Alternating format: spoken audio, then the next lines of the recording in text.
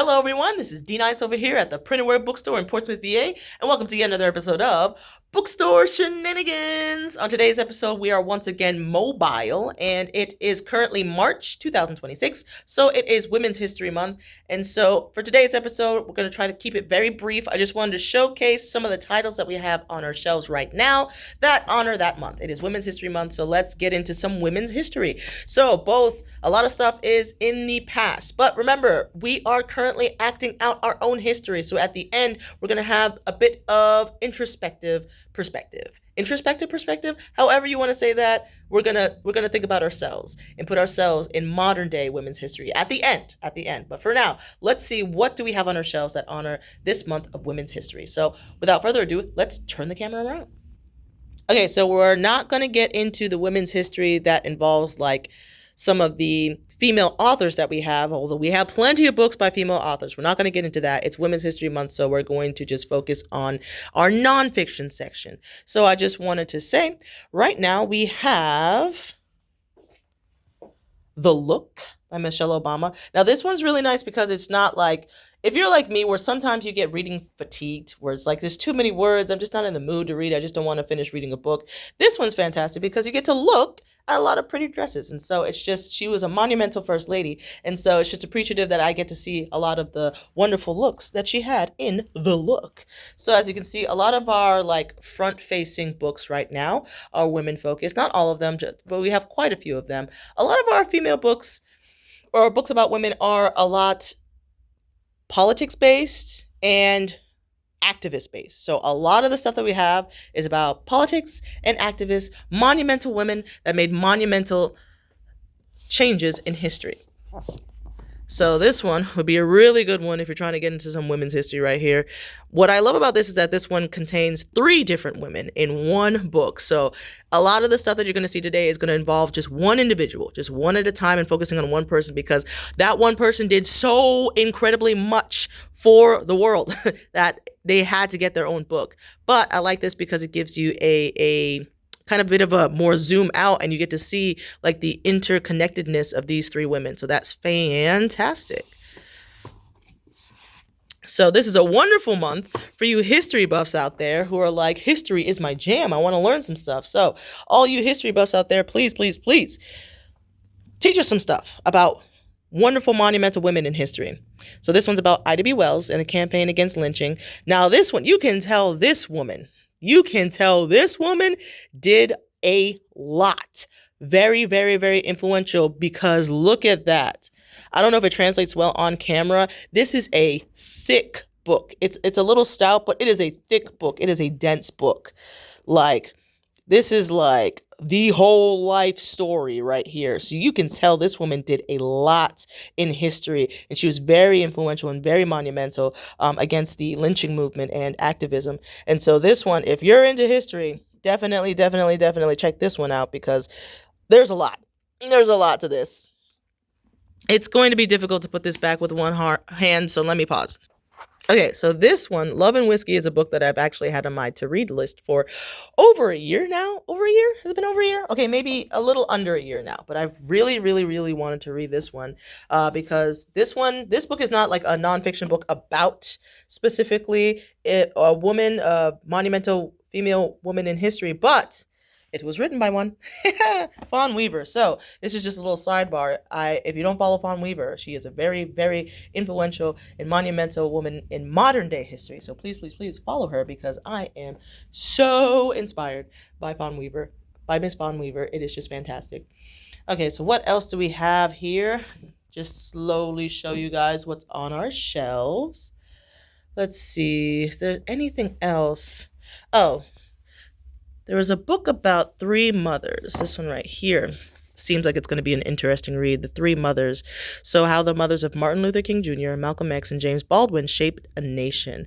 I think this would be a really interesting read for Women's History Month because, like, very monumental mothers right there. Okay, so that is all I'm going to show you guys for our nonfiction section, our new nonfiction section rather. So now we're going to jump over here to some of our pre-loved books. Okay, so we're cutting over here. This is our pre-loved section, as everything over here is new, but everything else has been pre-loved. So in this section right here, let's see what type of titles we have. To Be Young, Gifted, and Black. This is an informal autobiography of Lorraine Hansberry. Daughters of Thunder, Black Women Preachers and Their Sermons. I also noticed we do have quite a few musicians on our shelves. So we have Whitney Houston right here. We have Diana Ross right here. Where's Dream Girl? Yep, there's Dream Girl right there. So we do have quite a few singers and musical artists, musicians, as you would say, on our shelves when it comes to women's history, which is very monumental. This one, I believe, is faith-based, Between Heaven and Ground Zero. So yes, faith-based. Of course, we have Harriet Tubman. You saw a little bit of Harriet Tubman over there, but this one is solely dedicated to Harriet Tubman. What else do we have?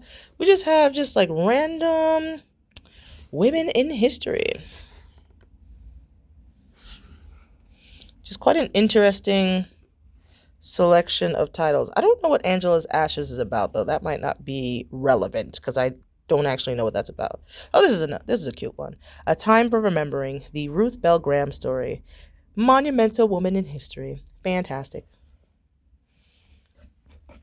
All right, so you can see the women that we have on our shelves. I'm just going to slowly go down here to show you guys what we have. I don't think we have too much down here, but the last one I want to look at with you guys is this one right here. Having Our Say, the Delany Sisters' First 100 Years.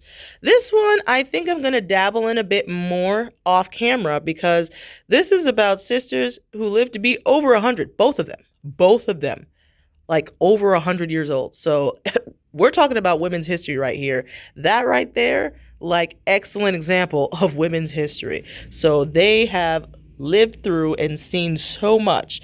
So on the back of it, they have like several quotes by them. So the first thing I would do if I was president would be to say that people over 100 years of age no longer have to pay taxes. Lord knows I paid my share. Amen, Miss Bessie. Amen. Because why?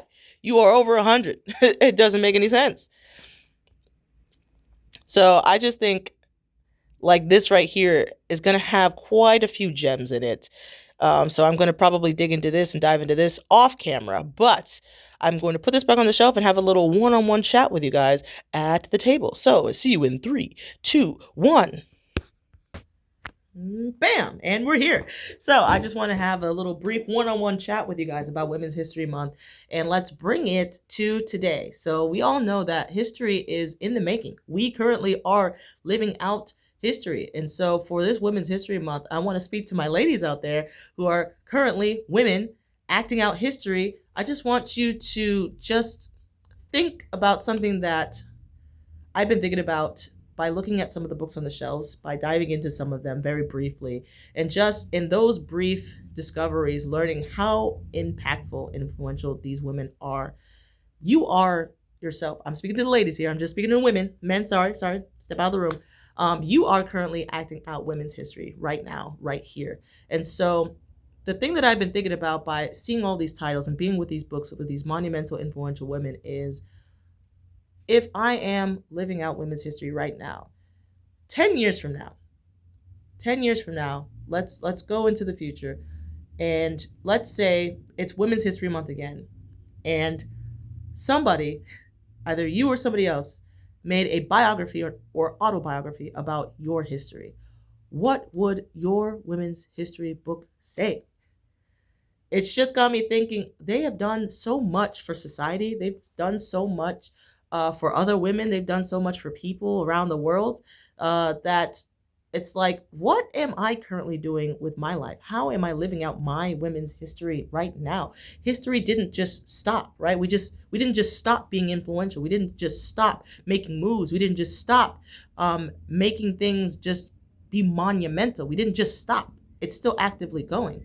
And so I just wanted you guys to just start reflecting on, like, what is your history? What are you living out? What is your women's history life that you're living out right now? What are ladies 30, 40, 50, 60, 100 years from now going to be reading about you in your autobiography, in your biography? in the articles about you, in the history books? What are they going to be reading about you? What have you done?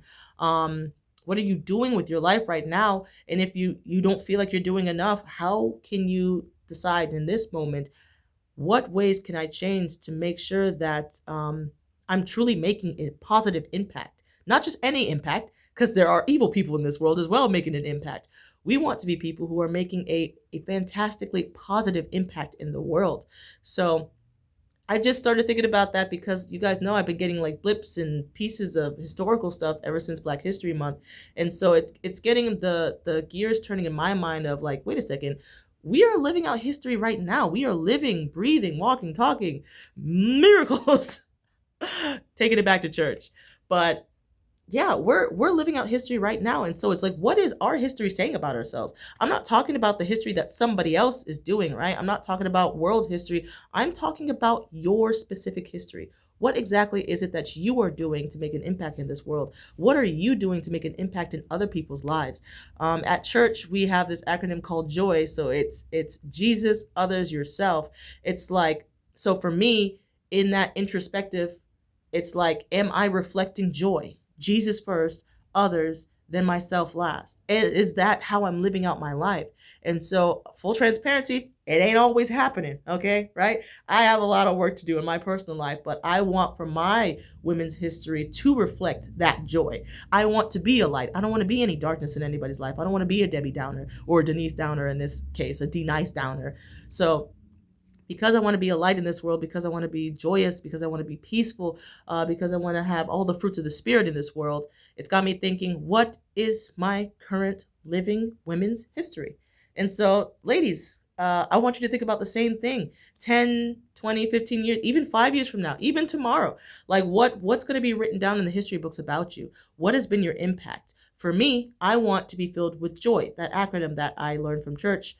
JOY, Jesus, others, myself. So when people talk about my history, I want them to talk about Jesus first. Then I want them to talk about what I did for others. Then I want them to talk about me. Like, I want to be last, right? If you want to be first, you got to be last.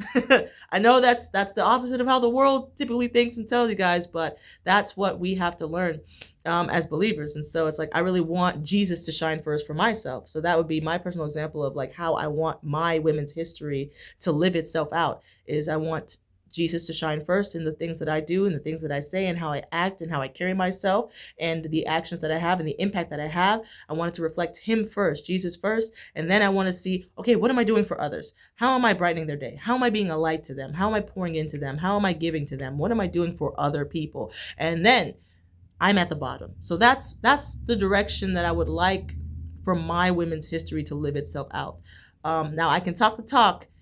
It's will I walk the walk is the thing. So that's the question I also have for you. You can talk the talk. So decide from this moment forward, what is your women's history going to be lived out as, right? What is your impact going to be? And are you going to just talk the talk, or are you going to walk the walk? Okay, so I hope you guys enjoyed this episode of Bookstore Shenanigans. Once again, this is D Nice over here at the Print and Wear Bookstore in Portsmouth, VA. Have a wonderful, beautiful, blessed day. And once again, happy Women's History Month. Goodbye, y'all.